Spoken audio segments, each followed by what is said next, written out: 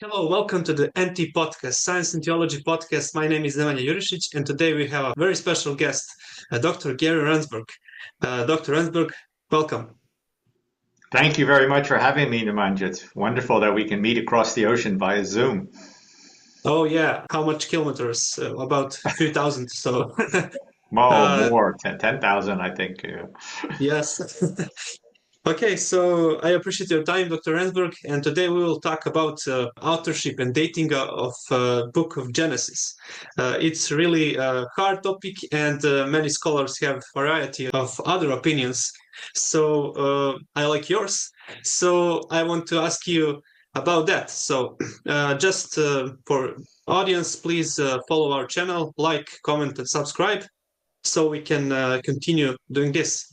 And Dr. Rendsburg, my first question, what arguments support the idea that Genesis was primarily written during the United Monarchy in the 10th century BCE? That's your opinion from your book. So can you give us some arguments? Well, there are two avenues to explore here. One of them is the linguistic, but let's put that one off for now. We'll come back to that. The main one is the literary interconnections between the stories in Genesis and the stories concerning the lives of Saul, David, and Solomon. So we can start with a very broad based understanding of these two great narratives. One of them, the book of Genesis, the other one mainly the book of Samuel, although it spills over in the case of Solomon into the beginning of the book of Kings. And if you look at Genesis, I'm not talking about the first 11 chapters, although we'll come to that as well, but if we just start with Abraham, you have the three narratives or the three generations of Abraham, Isaac, and Jacob. And then you have a broad, if I can use that expression, fourth generation of Joseph and his brothers. So it's individuals, Abraham, Isaac, Jacob, of course, their wives and so on, but then you broaden Joseph and his brothers. And in the book of Samuel, spilling over into Kings, you have the same three generation pattern. They're not father, son, grandson, but you have Samuel, Saul, David. And then the next generation is a broad one again, which are David's sons. Amnon, Absalom, Adonijah, Solomon, and one daughter, Tamar, just like Jacob has one daughter, Dinah. So that's the broad canvas. But then you begin to see there are so many literary interconnections between the two. There are literally dozens, and I've just published an article on this called very simply Samuel and Genesis. And I'm also writing a commentary at the moment on the book of Samuel, which will appear hopefully in 2026. And I noticed over and over again as I started looking at phraseology and themes and motifs, how many of these reverberate in the book of Genesis. So, for example, let's just take the one. Saul has a daughter, Michal, married to David, who tricks her father, deceives her father using the teraphim, which he places in the bed, and that Saul's men therefore think that David is there. And in like manner, Rachel, daughter of Laban, deceives her father using teraphim as well in order to protect her husband Jacob. They had been his teraphim, household gods, we usually say in English, which she had taken from her father. Continuing with the same set of characters, Saul has two daughters, just like Laban has two daughters. David is supposed to marry this one, but in the end marries that one. Jacob is supposed to marry this one, but by the deception marries that one.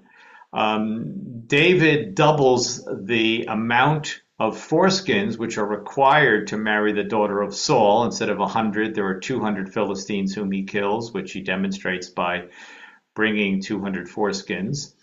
Just like Jacob needs to double what is required of him in order to marry Rachel. He works the 7 years and then he works the other 7 years. So I can just keep talking about this for a full hour, and I'll give you one tiny little example in just a moment because these are big themes.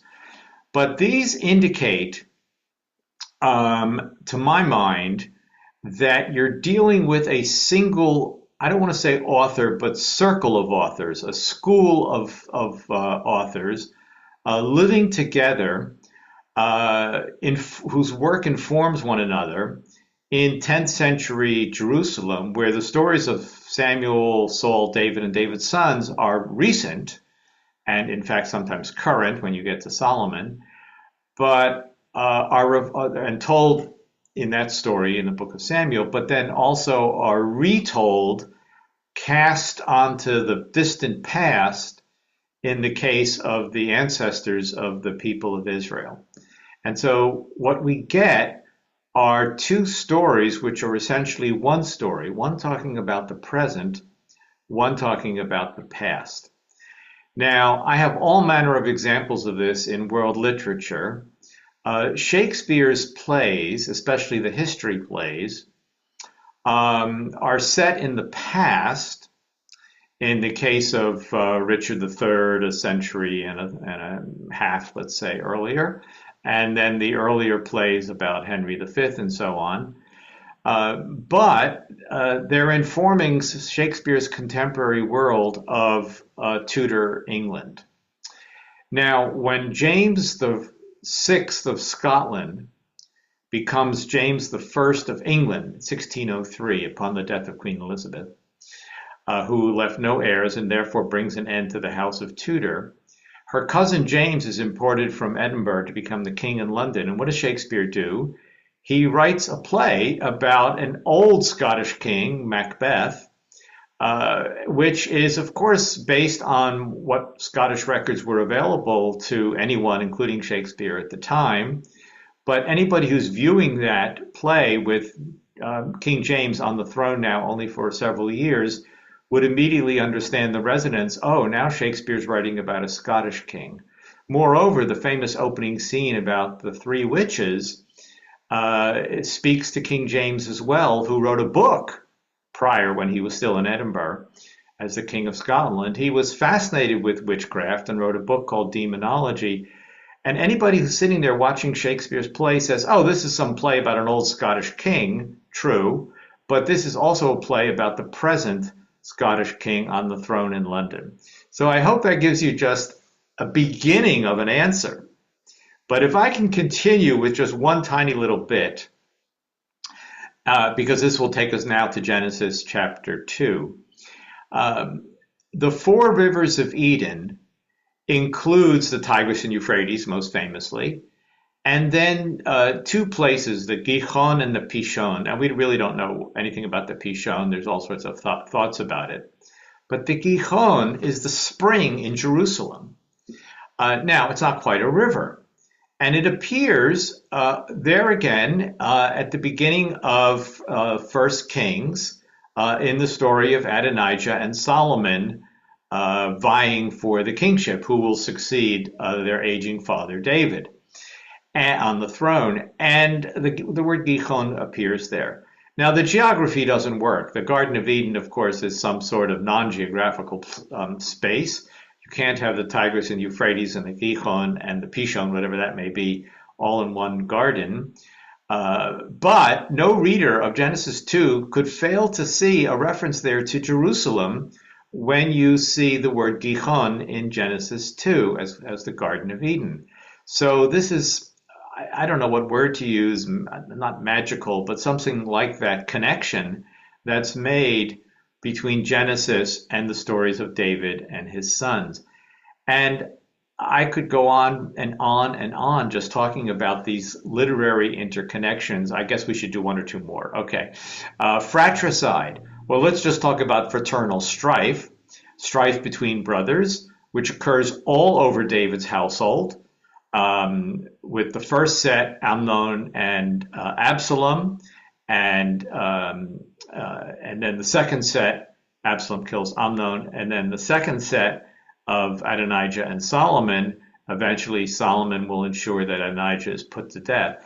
So that kind of fraternal strife and the fratricide, in fact, the killing of a brother, of course, occurs throughout the book of Genesis, starting with the world's first two brothers, Cain and Abel. Come back to them in just a moment, where you have fratricide.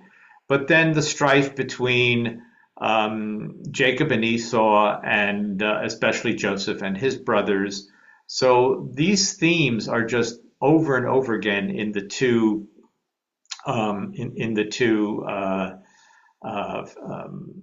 stories of Genesis and Samuel. The one specific item which links this theme is the story of the wise woman of Tekoa, whom Joab brings to tell a story, which David understands is really a story about his own sons. But she refers to the fact that the killing, she's creating something like a parable, the killing occurred basadeh. That is exactly the word you have in Genesis 4 when Cain and Abel go out to basadeh in the field. And it occurs there in Genesis 4 with a fratricide, and occurs in the mouth of the woman of Tekoa in the book of Samuel with reference to a fratricide that is in theory her own children, but is actually about David's two sons, Amnon and Absalom. And again, a reader who knows the one story will look at the other story. So these are all the literary interconnections, allusions, intertextual relationships between Samuel and Genesis, which is a firm basis, to my mind, of seeing both stories emanating from the same circle or school of scribes or authors or storytellers, whatever you may want to call them. Amazing, Dr. Rendsburg. This is absolutely incredible. But we also have these motifs later in the biblical books. So by that logic, we could push the dating down to the time, let's say, Babylon exile. So surely we find the younger brother motif, and maybe not Jerusalem, but Mitzpah, how you say that city. We find that in Genesis 30, I think, just a second, 31, 49. Right. So we can say, okay, we have in Genesis that city.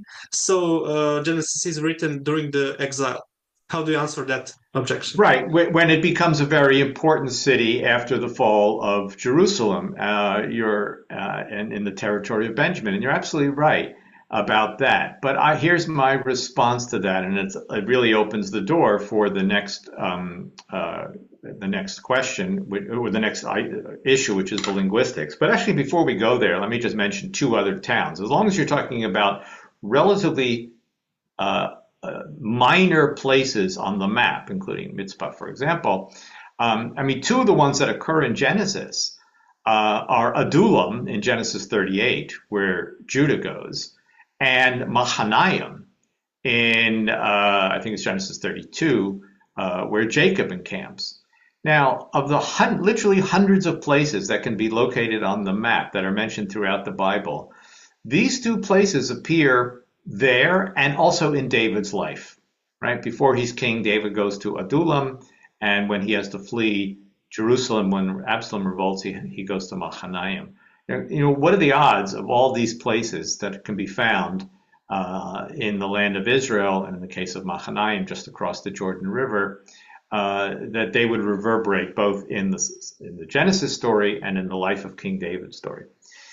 But your question, so it's the conglomeration, it's where the conglomeration of evidence leads, and to me it all leads there to these interconnections in the 10th century. Are you going to get the occasional story or place name like Mitzpah that reverberates later on at the end of Kings? Yes, this is not, this is only to be expected. As far as, the major themes, the younger brother theme doesn't reverberate beyond David and Solomon. The theme of the barren woman, which you have with Sarah, Rebecca, and Rachel, and then you only get it two other times. You get it with the mother of Samson, the wife of Manoah, who's, we don't know her name. And the last time you get it is at the opening of the book of Samuel with Hannah, the mother of Samuel. And that's the end, right? So these what I call epic motifs, epic features, epic themes of storytelling, the barren woman or the infertile woman, fraternal strife. These are, built into these early stories, less and less in the Book of Kings, and we can certainly explain why that is as well. But let's talk about the linguistics, because this opens it up. If Genesis were written, let's say, in the late 7th century, right, or the 6th century, the exile, when Mitzpah becomes a governmental center for Judah after the fall of Jerusalem, you would see the signs of transitional and, in fact, later biblical Hebrew. So a linguistic universal is all languages change over time. My language, English, has changed drastically in the 1,000 years, from Old English to Middle English to early modern English to modern English, right? So if you're interested, the markers are Old English is Beowulf, and Middle English is Chaucer, and early modern English is Shakespeare and his contemporaries, and modern English, of course, is 19th, 20th, and now 21st century English. All languages change. I don't know enough about the history of Serbian, but presumably it has changed from the Middle Ages to today as well. And the same even is the last few centuries. Yeah. And the same is true of Hebrew. Now, the changes of Hebrew are not as drastic as they are during the 1,000-year history of English that I just outlined. And there's all sorts of reasons for that. And that's because of invasions into England by the Vikings, and then especially by William the Conqueror from Normandy in northern France, which brought major changes to the language. Notwithstanding, you can tell the difference between earlier biblical Hebrew and later biblical Hebrew. Genesis and Samuel are written in what's called Standard Biblical Hebrew, which is the Hebrew of the 10th century. I mean, this can be demonstrated linguistically, 10th into 9th century. Sorry, Dr. Rendsburg, but Ben Sommer would say that it's 7th, 8th century for classical biblical Hebrew in Genesis. Would you Right, agree and with all my great affection for my colleague Ben Sommer, he also has said that you can't, he also has indicated a willingness to date these earlier. And he and I are in constant contact with one another. We see each other regularly. We don't live too far from one another. So I will raise this question with him the next time. But the linguistics of it is earlier. So let's actually segue. We combine a couple of things here. And certainly it can't be 7th, 6th. I mean, Ben Sommer would certainly agree to that. It can't be 7th, 6th, 5th century Persian period. We know what Persian period Hebrew looks like. We know what exilic period Hebrew looks like. You get much more Aramaic influence. You get Persian loanwords. You get major internal changes to the Hebrew language, including sentence structure and so on. So none of that is reflected in Genesis or Samuel, or for that matter, Judges. So these are the early biblical books. I've written on this. Frank Polak of Tel Aviv University has written on this. From the linguistic and stylistic standpoint, this is very, very clear. And it's not a debatable point. And those scholars, not Ben Sommer, but those scholars who want to date the texts later, I must say, with all due respect, simply ignore the linguistic evidence, or try to use that English expression, try to stand on their head to explain it. But it simply does not work. Now, the other thing to point out is that starting with Solomon, but certainly the next generation onward, there is a major shift in the way that stories are told in ancient Israel. Up until the time of David, and if you want to go into Solomon, fine, you have what I call the epic storytelling style. You have the kinds of things that I've just referred to, including the barren woman motif, or the younger son motif. We didn't mention that one yet, right? Forget fraternal strife for a moment. They're related. The younger son motif, right? Isaac is younger. then Ishmael, Jacob. They're twins, but Jacob is still younger than Esau. Joseph is not the very youngest, but the next to youngest. And because Benjamin was born late, for most of his life, Joseph grows up as the youngest. And yet he becomes daddy's favorite, and so on. And it continues. Moses is younger than Aaron. And when you get to the book of Samuel, right, David is the youngest of all the sons. Solomon is the youngest of the sons, certainly younger than Adonijah, which is even stated explicitly. So the younger son and the infertile woman who gives birth, these are all part of epic storytelling style. And in fact, both of these motifs can be found in the Ugaritic epics, which are written in poetry, but the motifs are still there. So the authors of Israel are feeding off an ancient literary corpus, writing in prose, not poetry, and using these epic motifs. Another one which permeates the Torah is the homecoming motif, to use the Greek word nostos, which is part of Homer, especially Odysseus, which you can find in the Gilgamesh epic. You can find it in Egyptian tales such as Sinuhe and Shipwrecked Sailor. Here I am channeling the work of my teacher, the great late Professor Cyrus Gordon. This is what the Bible's about. The Torah story is you have a mini Nostos in Jacob's story. He leaves and he comes back. And then you have the grand narrative of the Torah, which is the Nostos as well, where it's not on an individual basis, but on a national basis. The people of Israel leaving, going to Egypt, and then the episodic journey, just like Odysseus or Gilgamesh, the episodic journey to get home, which of course eventuates in the book of Joshua. So all of that is early biblical storytelling. Now, what happens in the book of Kings? When Israel moved to a monarchy, they adopted the system of royal annals, which were used by others in the ancient world. Now, we don't have a lot of royal annals from Canaan because they would have been written on papyrus scrolls, as we know, from Phoenicia and so on. But we do have royal annals, especially from Assyria and Babylonia, on clay tablets. And so we know what they looked like, and they would record the events of a particular year, of the particular king's reign, and so on. And you get very accurate information. That's why when you get to the book of Kings, we are told with great accuracy the number of years that the king reigned, events that occurred both for Israel and Judah, events that occurred in his reign, and the whole storytelling is analytic. And the book of Kings even says, if you would like to know more about such and such king, you can look it up in the annals of the kings of Judah in the south, or the annals of the kings of Israel in the north.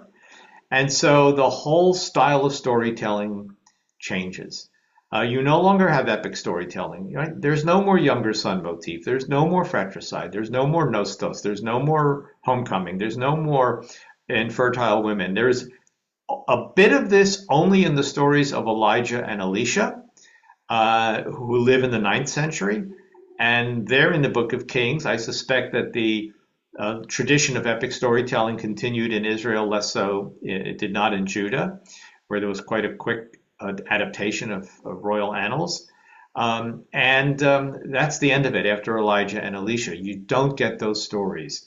As I like to say, using another motif, the motif of the Israelite bachelor in a foreign land visiting a foreign land where he meets his bride-to-be at the well, right? Now I'm talking about Jacob and Moses, and in the case of Isaac, a surrogate who finds Rebekah at the well, right? After the reign of King Solomon, didn't any ancient Israelite wander to a well in a foreign country and meet his expected bride? Weren't there any more infertile women?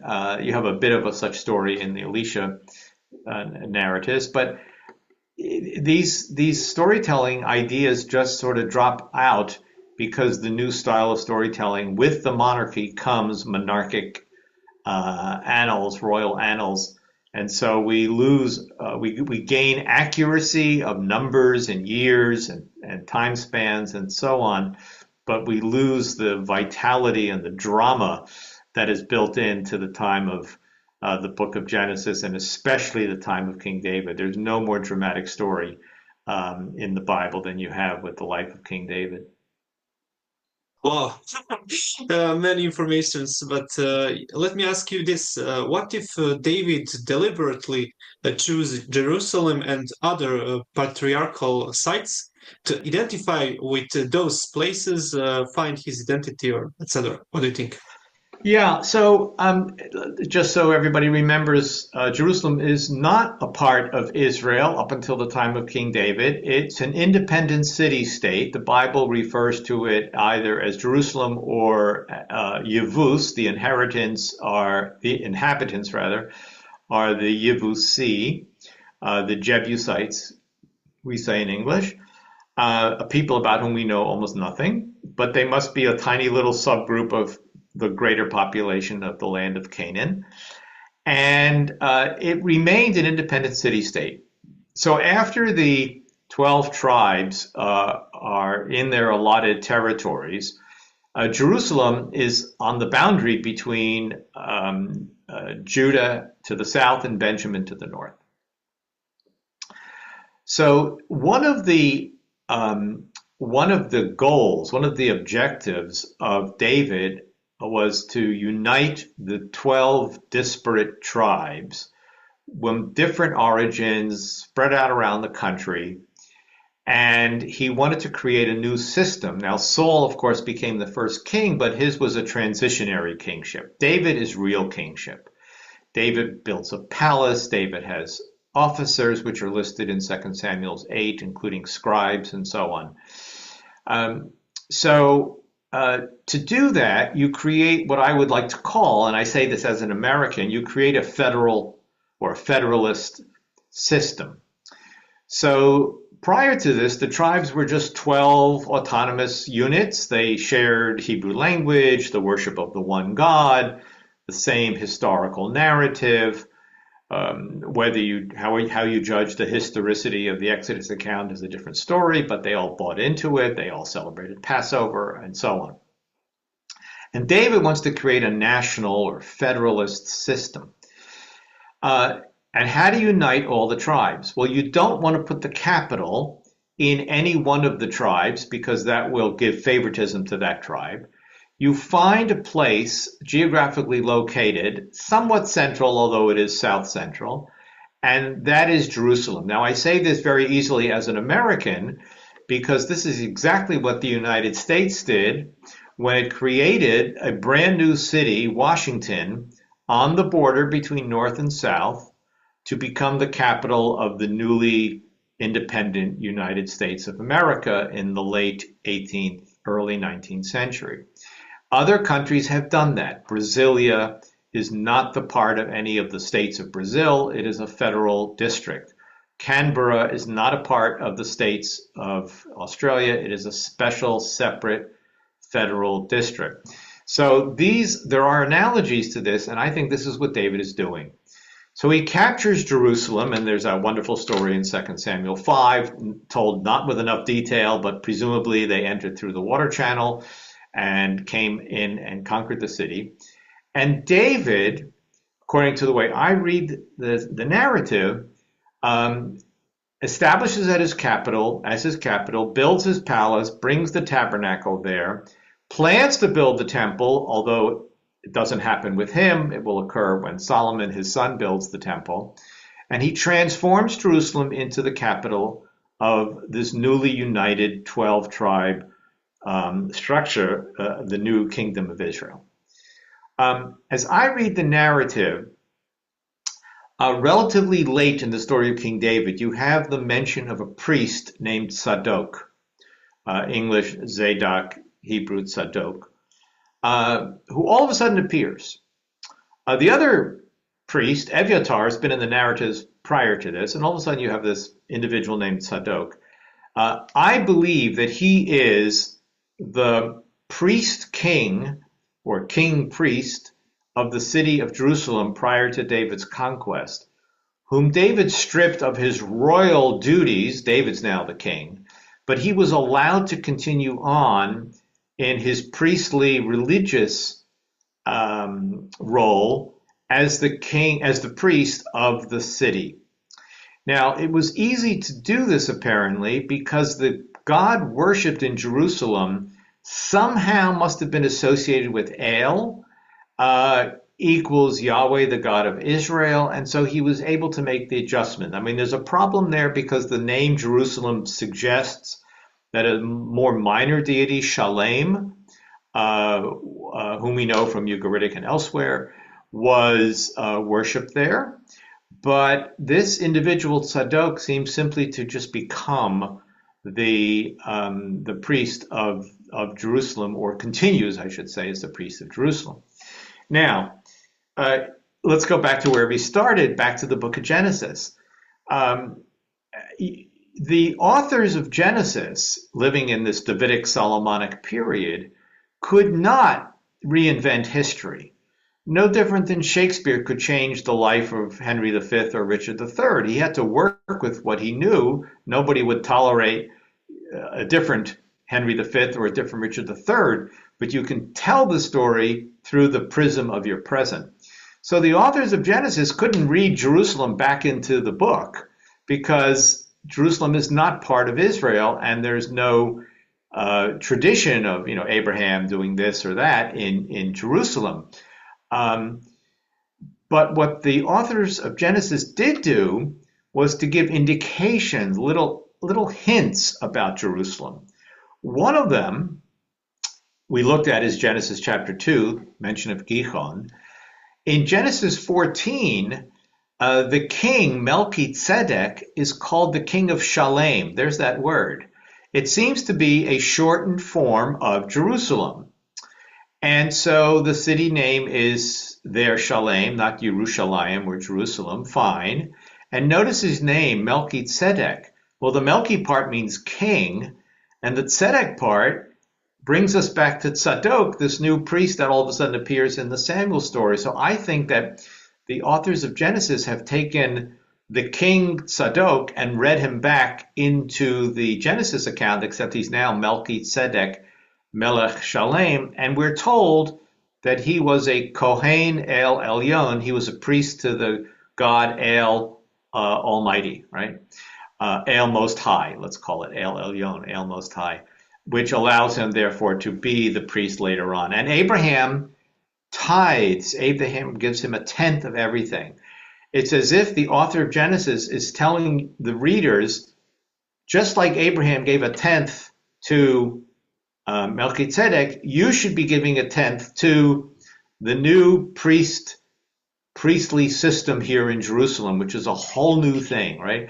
The people of Israel would have been used to Shiloh and Shechem and other places, but all of a sudden we're told, no, Jerusalem is now your new center.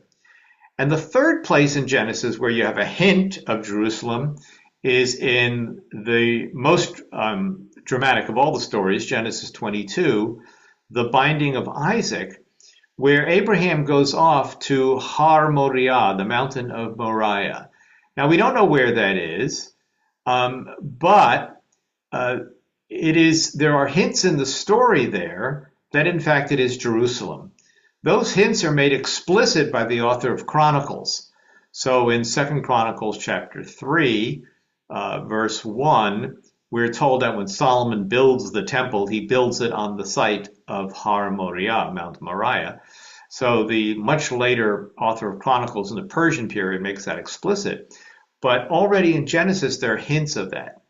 And I think that the tradition is actually an accurate one. It would be the mountain just to the north of Jerusalem, where Temple Mount is today, vis-a-vis the city of David. And I say this because of the following. Abraham built altars in a whole variety of places back in Genesis 12.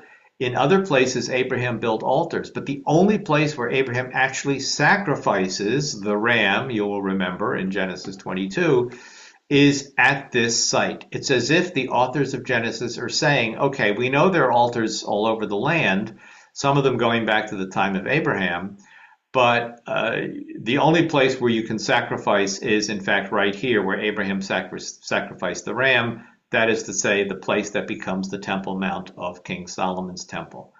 These interconnections just are endless, endless, endless, endless. Yeah, that's a lot of coincidences, but amazing, really. I don't have Right. anything to add. But one question, why we compare Washington, Shakespeare, etc. Can modern history really be compared to ancient history? Just because something is familiar to us doesn't mean it reflects their way of thinking. Maybe it would be better to find an example from ancient history instead. What do you think about it? Oh, well, you're absolutely right about that. I mean, I use it for teaching purposes, especially to Americans who know American history and read British literature, because of course it's also in the English language. So I use that for teaching purposes. And you're absolutely correct. It would be much better if we could actually find some ancient examples of this, and they don't readily come to mind. I mean, Nineveh was the capital of Assyria, and Babylon was the capital of Babylonia, and so on. Um, we do know of new capitals. So, for example, the 19th dynasty builds the new capital of Egypt. The 19th dynasty builds the new capital of Ramses in the Delta, the city of Ramses, and no longer using the traditional capital of Amarna also, right? Amarna was a brand new capital. It didn't last. It was just the one short couple of decades reign of Akhenaten and a little bit of Tutankhamun before he returned to Thebes. So yeah, you do have the examples of new capitals. Good example. So they would work as analogies, and I take what you're saying very, very well. And in the case of the city of Ramses, and I don't know how Egyptologists deal with this, although I should ask a few colleagues. I mean, most likely it was to move the capital northward because they were controlling the land of Canaan. Now that was true in the 18th dynasty, even though they were ruling from Thebes, but it may have been an effort to create a greater hold on the land of Canaan. Therefore, you move the capital to the eastern delta. So these are really, really good good examples of from the ancient world. As to literary things, like why use Shakespeare? Well, because they're all so familiar to us, and I was a student before I entered Hebrew studies of English literature. I will say we can do it because we have so much more. We don't always have the material that we need from the ancient world. I'll give you one example that may be useful, but I don't know enough of the Assyrian material. I need to investigate it further. The famous birth legend of Sargon, which is about Sargon the Great from the late 3rd millennium BCE. We actually know that story only from the Neo-Assyrian time period. And it may be, being told about Sargon II, the one who destroys the kingdom of Israel, Samaria, in 721 BCE, but it's cast into the past about Sargon the Great of the kingdom of Akkad.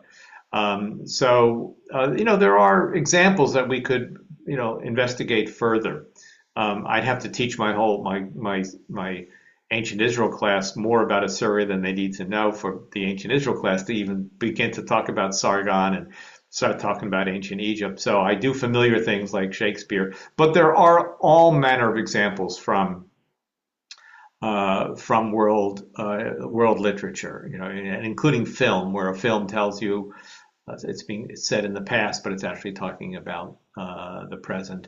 So as we move into 20th and 21st century media, such as film, so these are just the ways people tell stories. We'll leave it at that.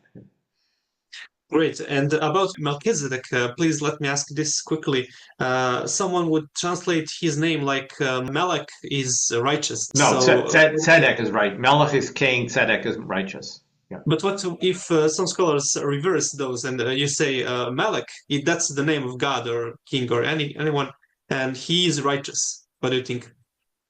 Well, I will say the following: when you name somebody Melchizedek, the Melech part there definitely refers to God, right? In other words, you would say Melchizedek means my God is righteousness, right? I mean, that's a perfectly good, no different than the last king of Judah, Zedekiah. Tzidkiyahu means Yahweh is righteousness, right? So yes, I mean that's the way it was that's the way the naming of individuals works. But so when you see Melech in a personal name, it's always referring to God. But because it happens to mean king, it's using the metaphor of God as king in the personal name, it is easily used by the author of Genesis to bring you to the kingship issue of, to my mind, Sadok in the book of Samuel. By the way, I was not the inventor of this entire Sadok equals the last king of Jerusalem idea. This goes back to prominent European scholars in the 20th century. Zygmunt Mowinckel, the great Norwegian scholar, H. Rowley made it more popular, the British scholar in the English-speaking world. So this is not new to me. This is not invented by me, but I continue to teach it in the way I'm doing in my classes and here today. Okay, thank you. And I wonder about history of this interpretation and dating Genesis in 10th century in the United Monarchy. Who is first to invent this idea, and what other scholars are there that also are proponents of this idea? Can you name some? I don't know to what extent. People tell me very few people have published on this. Well, let's go back 2 generations. The person who really opened the door in this direction was the great Israeli scholar Benjamin Mazar.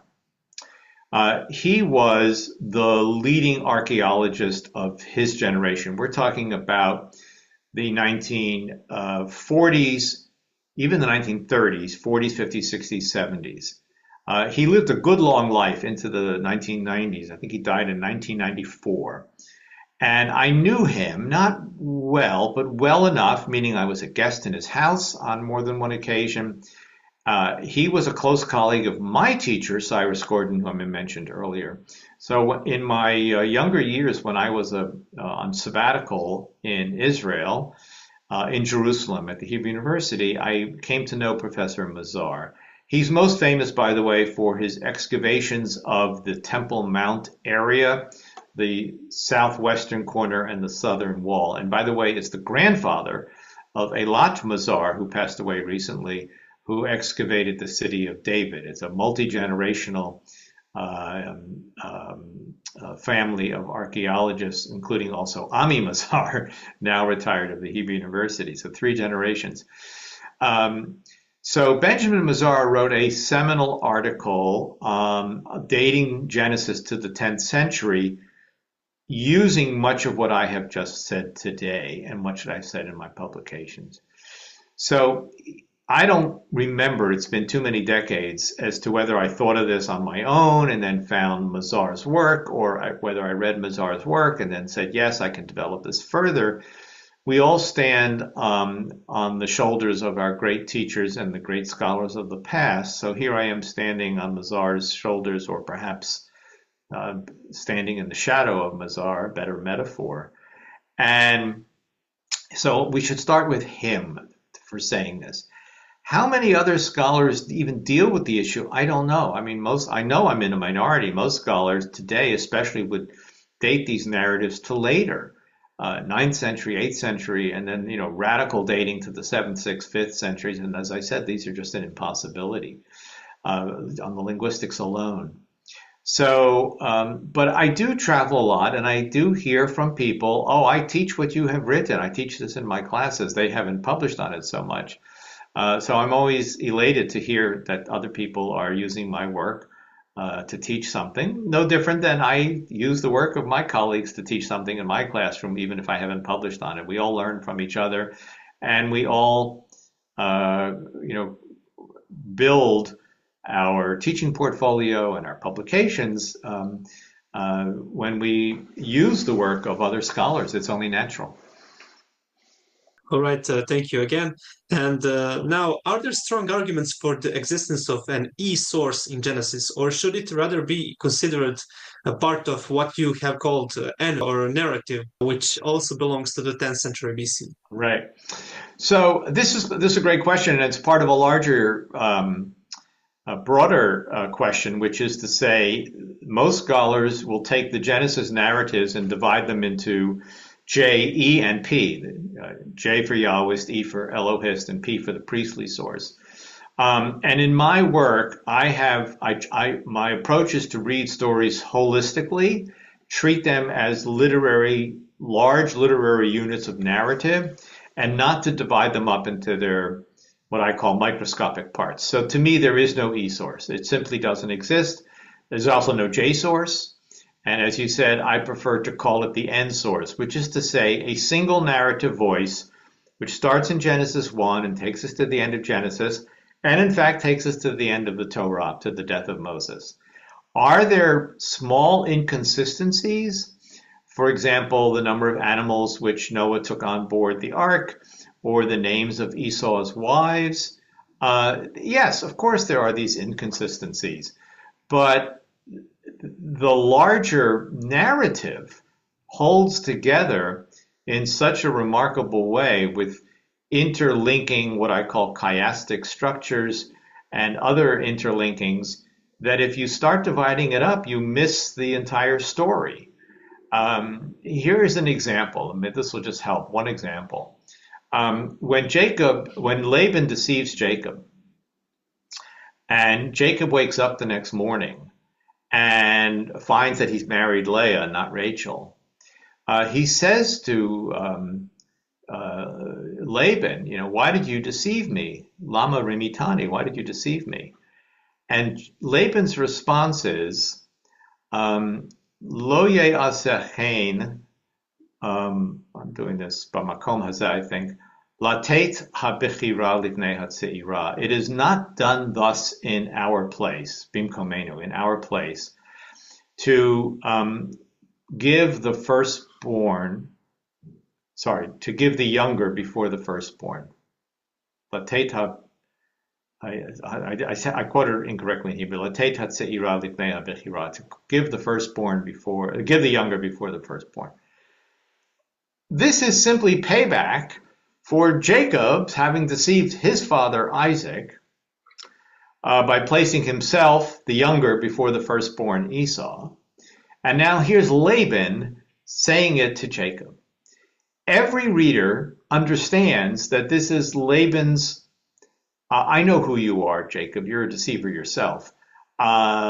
This is Jacob's punishment for what he did to his father Isaac.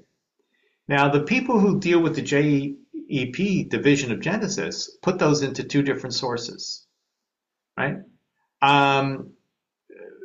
If they're different sources, then there's no story left, right?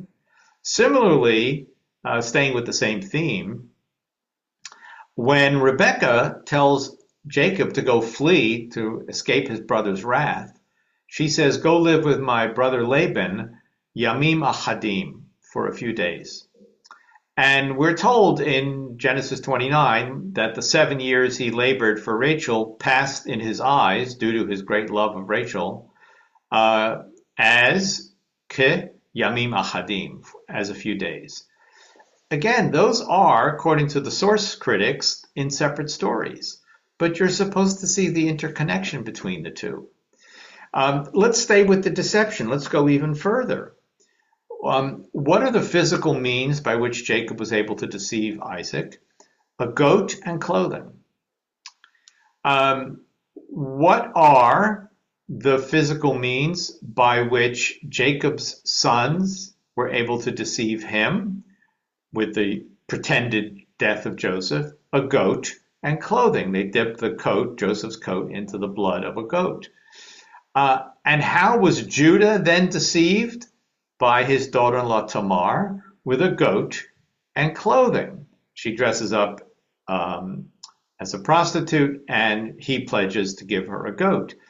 So it's the same goat and clothing motif that appears through all these deception scenes in Genesis, But if you take them and put them in separate sources, once again, as the source critics are wont to do, you've missed the interconnectivity of all of this material.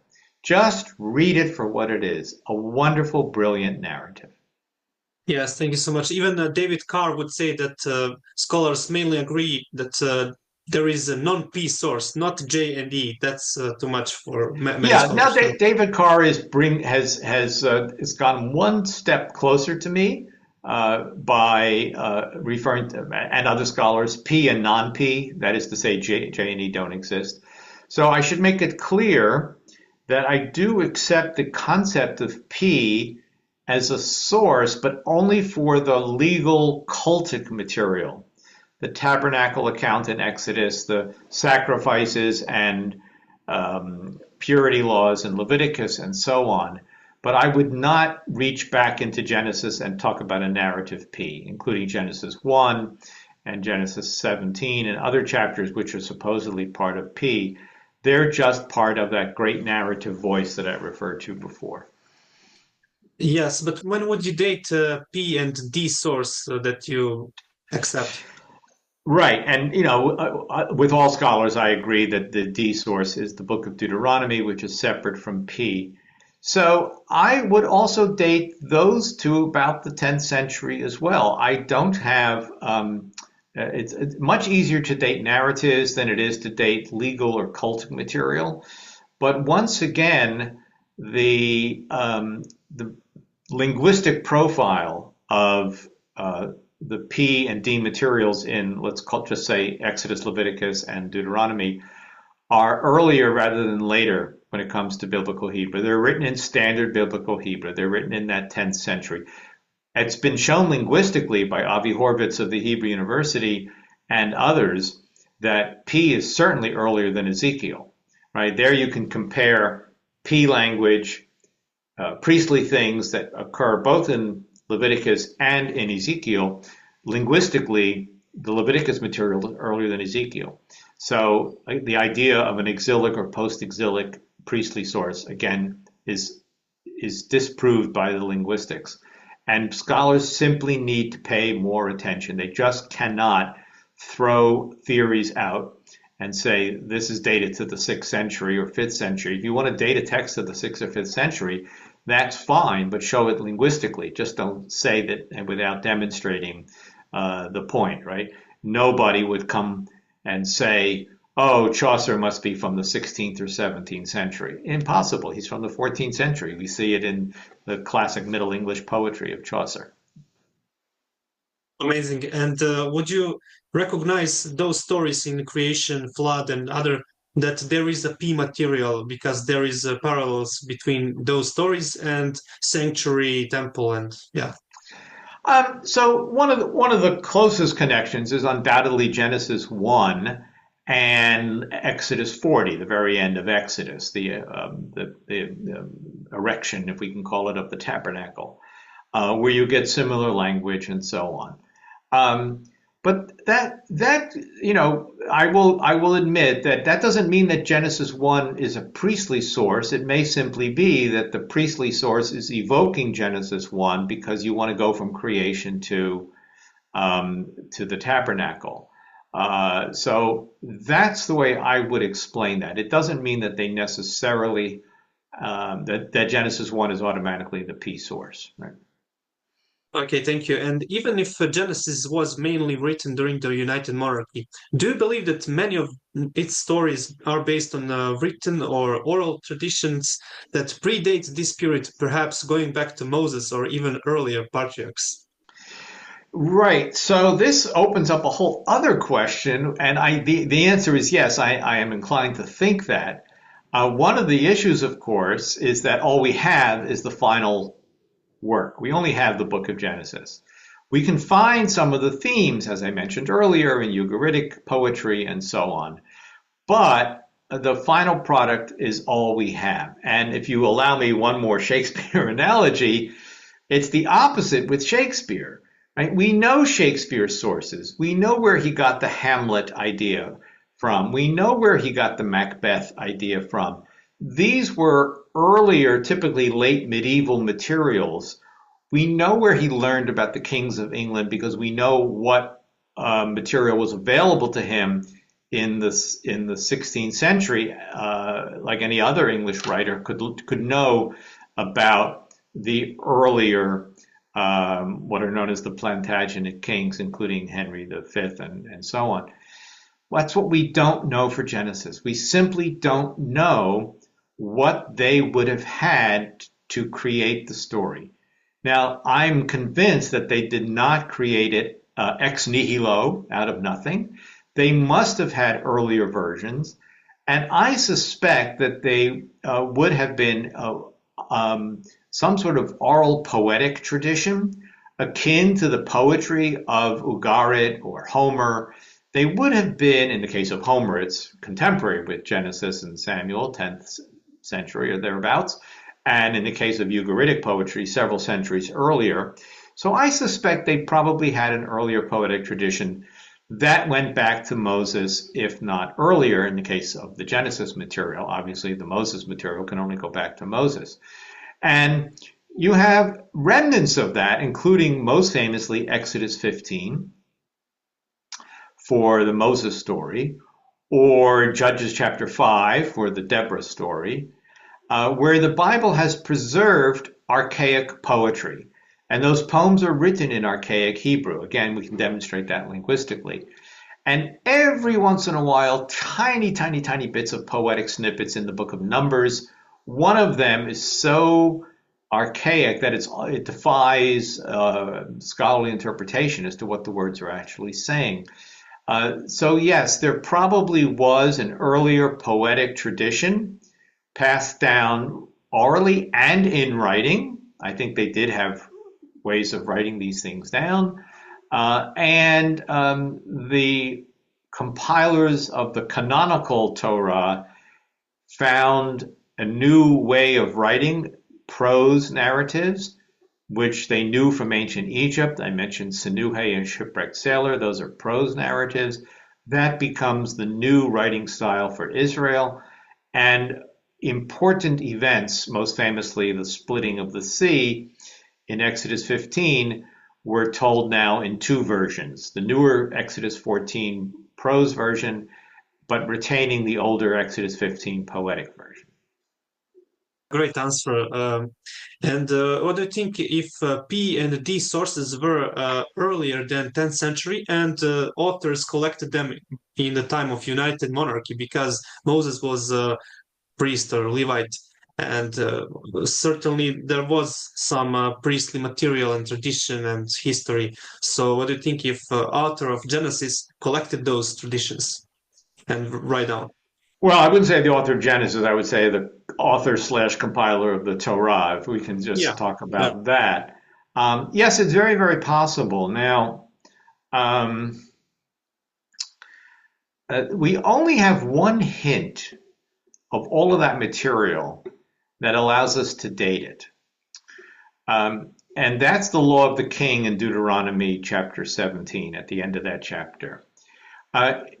If you look at ancient Near Eastern law codes, Hittite laws, Hammurabi's law collection from Babylon, and so on, the king is involved in judicial decisions. You don't get that anywhere in the Torah. Cases are brought to Moses, the prophet / Levite. Nothing is brought to the king. Now, that does occur once you have a king. It does occur in the case of David, Nathan's parable. It does occur in the case of Solomon with the 2 women and the 1 baby. But nowhere in the Torah do they envision the king involved in the judicial system. So this suggests that P and D reflect a pre-monarchic society. It's also true, especially in both P and D, I should say, you're looking at village life, you're looking at an agrarian society, you're looking at farmers and shepherds and so on. There's no commerce laws. I mean, these are what happen in urban societies, again, as we know from other ancient Near Eastern, Hittite and Babylonian, etc. laws. You don't have any of this in the Torah laws. So in Deuteronomy 17, where you have one mention of the king, the only one in the entire Torah, other than God being referred to as king, is what are the three prohibitions on the king? The king is forbidden to do three things: multiply wives, multiply gold and silver, and not engage in a horse trade with Egypt. These are the three exact things that happened during the reign of King Solomon. Famously, Solomon married many women, he amassed large amounts of gold and silver, and he engaged in horse trade with Egypt. The excesses of Solomon's reign led to the split in the kingdom. This is why the northern kingdom split away. And Judah, with Benjamin and Simeon, remained the kingdom of Judah ruled by Solomon's descendants, starting with Rehoboam. But the northern kingdom broke away due to these excesses. The author of Deuteronomy enters into the book of Deuteronomy a law prohibiting the king from doing any such thing, because this is a clear reaction to the excesses of King Solomon. And I need to apologize, I guess, one more time for an American analogy. The only president in this country who served more than 2 terms was Franklin Roosevelt, who was elected 4 times as president. And when he died, there was a pushback against the president ever serving 4 terms. And so we have an amendment to the U.S. Constitution in the 1950s, which limits a president to 2 terms. And so ever since then, we've only had presidents with 2 terms. Eisenhower, Reagan, Clinton, Obama. You don't have this anymore in America. So the idea that you had a king of the sort of Solomon cannot occur again, and it doesn't occur again, according to what we can determine from the Book of Kings, because of this law in Deuteronomy. It's a reaction to the excessive wealth and life of King Solomon. That, therefore, should come from the 10th century. Why would anybody pass that law in the 7th century or 6th century or later when there's no kingship, right? Most people would date Deuteronomy to the 7th century. It makes no sense. It's a 10th century, late 10th century law in the wake of what we read about King Solomon in the Book of Kings. It all fits together in my analysis. Right? Full stop. It all fits together in my analysis. Great, thank you. Now, this is a critic from H. Schmidt, scholar, in his work Der sogenannte Jahwist. That's Deutsch, in Right. Germany.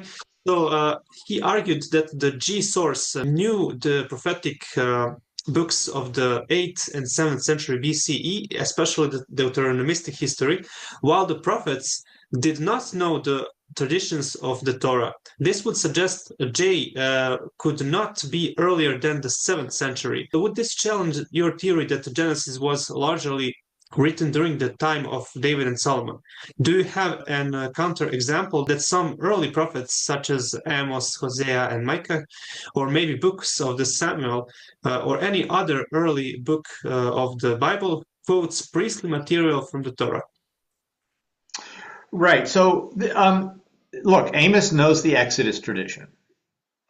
Hosea knows about Jacob and Esau, right?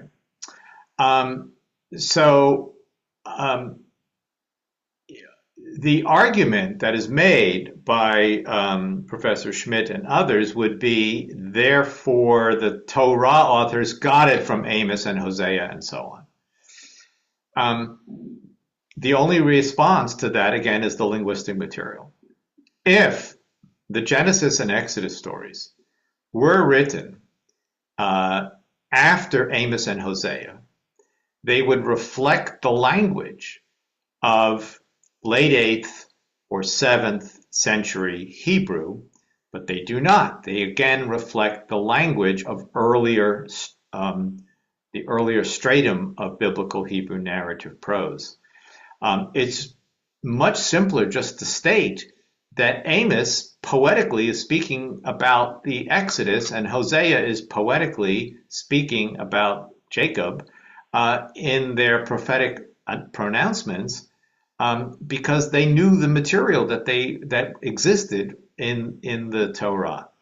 I don't understand the scholarly idea of saying that the Torah postdates the prophets. By the way, of course, this goes back to Wellhausen in the 19th century. It's not new, and we know to a great extent why Wellhausen was saying that. We've moved beyond that today, but the shadow of Wellhausen is still there. I just keep going back to the linguistics. You want to date a biblical text, Genesis or Exodus, to the 8th, 7th century, show me the linguistic profile of it. Show me that it is matching up with books that were actually written at that time period, the latter part of the book of Kings, Jeremiah, and so on. Oh, great. So, if I correctly understood you, you want to say that when you open Hosea and Amos and other, and then compare to Pentateuch, you see that Torah is older, right? Correct. That's Linguistic. exactly the point. Yeah. Okay. Okay. So, next question: what are your thoughts on the Wiseman hypothesis or tablet theory? Can you explain that? Yeah.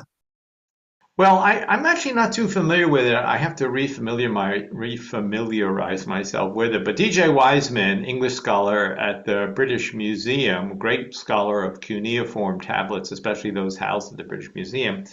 So if I understand him correctly, he believed that there were something similar to the Mesopotamian tablet system with colophons and so on that were the model for Genesis, especially the first 11 chapters of Genesis, or any other parts of Genesis. So this Toldot formula, these are the generations of Adam, and so on and so forth.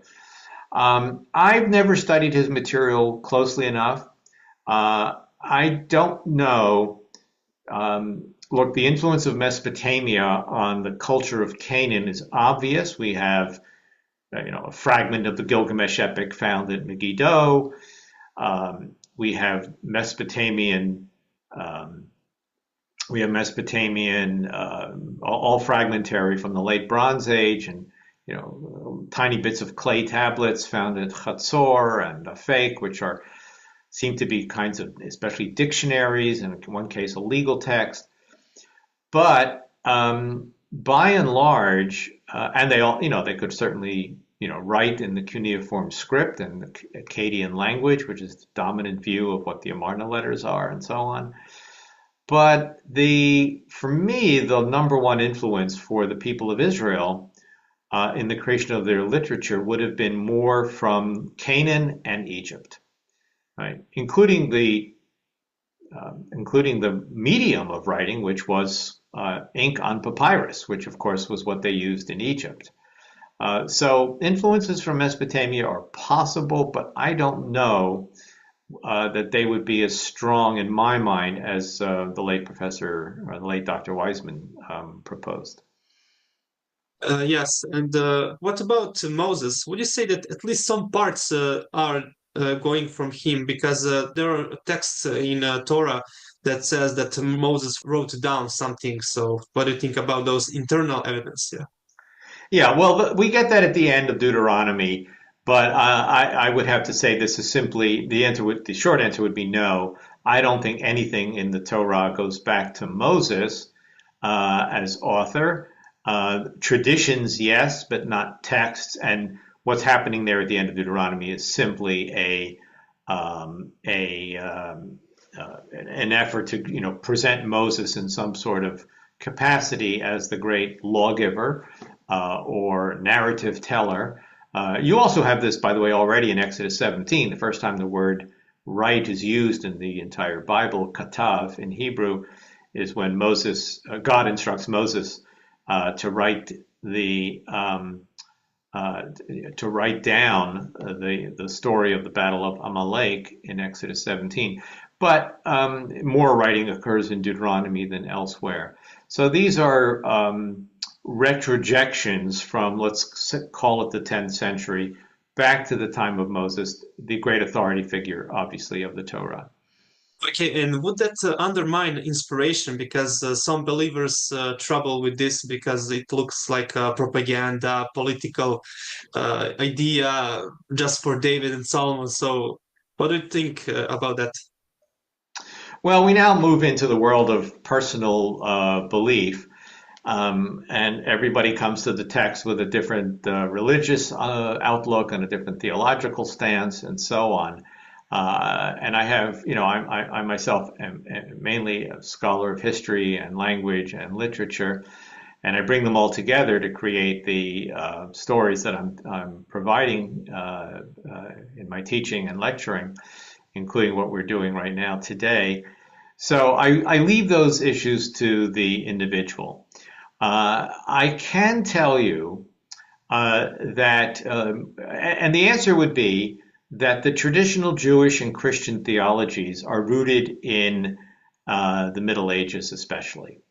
We now live in modernity. We are children of the Enlightenment. We've all been uh, um, groomed by the great Enlightenment scholars, scientists, theologians, and so on, and into the 20th century. But I can tell you that the Jewish material, which I know better, that you already have in the Middle Ages occasional comments from great Jewish scholars of the Middle Ages, who understood that not everything may go back to Moses, or in the case of one famous scholar who said something to the effect, what difference does it make if it comes from Moses or from a later prophet, as long as you see it all as divinely inspired? Now, I'm using that as what might be a a classical statement for which modern scholars can rely on, or modern individuals can rely on. I uphold the tradition, in my case, the Jewish tradition. I admire the Christian tradition in all of its diversity, from Seventh-day Adventists to Greek Orthodox and Syrian Orthodox and Roman Catholic and everything in between, Church of England. Uh, so we all come differently, but if this idea helps, as long as you understand, if you would like to use this, that a 10th century writer, anonymous, we don't know the names of these people, may have understood himself, most likely men, or herself, if there were women, as somehow divinely inspired. It doesn't matter whether it's Moses or a later prophet, to use that classical Jewish formula. Now, I don't want to say that all Jews believe that. Obviously, the vast majority of Orthodox Jews, especially in a fundamentalist way, ditto for Christians, approach the text as the divine word given to Moses. But I have a more open-minded, liberal, historicist kind of mind, and I think the vast majority of us do. We don't have to be fundamentalists about this. We can lead our individual religious lives and still marvel in our own individual traditions, and still understand that the biblical text speaks to us. It is the greatest work of antiquity, which has so much to teach us about our humanity and the relationship between humanity and the divine. Great. And you, in your book, presented case for Abraham in Genesis 15. So that's boundaries of Israel.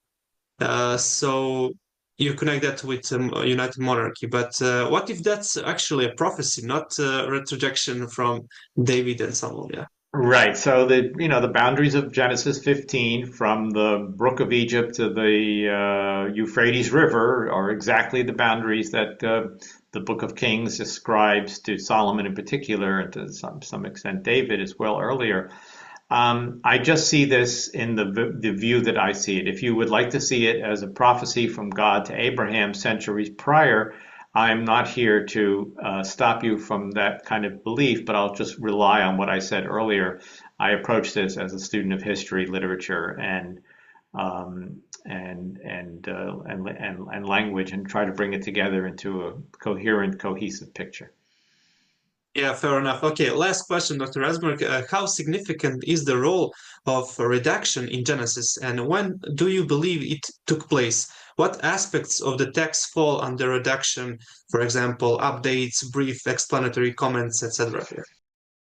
Right. Those brief updates, explanatory comments, are really crucial because you'll get a place that's named, for example, in Genesis 14, and then it'll say, that is, and it gives you the new word, is presumably the newer name. So here and there, you may have the hand of a redactor who's simply updating the equivalent of what we would call footnotes today or marginal notes, updating the text. But it's a very, very slight, and those can't be dated. I mean, if I said, X, that is Y, there's no linguistic profile to saying that is Y added to a text that otherwise simply just said X. That expression would have been used throughout ancient Hebrew. So all I can say is I'm going to stay with the 10th century. It might be that our author, compiler, and redactor is all the same person. And this is the problem we deal with because we're dealing with anonymous literature. And we have only, I'm going to say, one copy. Obviously, we have thousands and tens of thousands of Hebrew manuscripts, but we only have basically the one text. It's not like we have the prehistory of the text. And I say that in contrast to, for example, the Gilgamesh epic, right? We have the 12 tablet version, the standard classical version from the 8th century.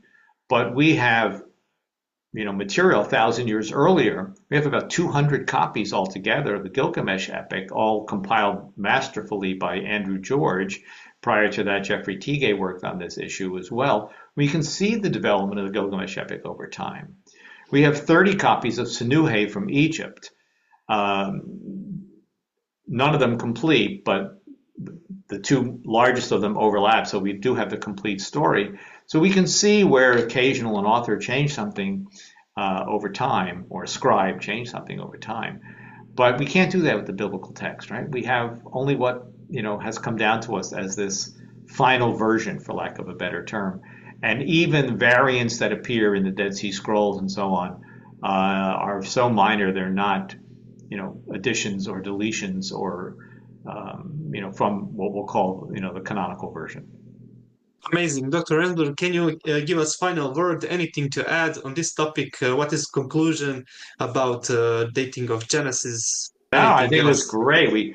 We covered so much. Perhaps we should end with the two-word expression of the rabbis of the classical Jewish period: "Say ulmad," go out and study. That's all we can say. Never stop studying. I've been teaching this now for 4+ decades, and I still make my own little discoveries and say, wow, I read that 20 times and I didn't see that until just now. And I just would encourage everybody who's listening today, listening to our conversation, to continue to study. And by all means, if anything that I've said requires, you have a follow-up, I do welcome emails. And Manja, I hope you'll post my email address and my website with the posting of this video. Always happy to be in touch with interested parties from around the world. Okay, unbelievable. Thank you so much. I will post in the description your email and the website so people can contact you. So thank you very much. And dear audience, I hope you enjoyed and learned much today. So please subscribe to our channel, donate if you want. And that's it for today. I'll see you in the next episode. Goodbye. Thank you very much.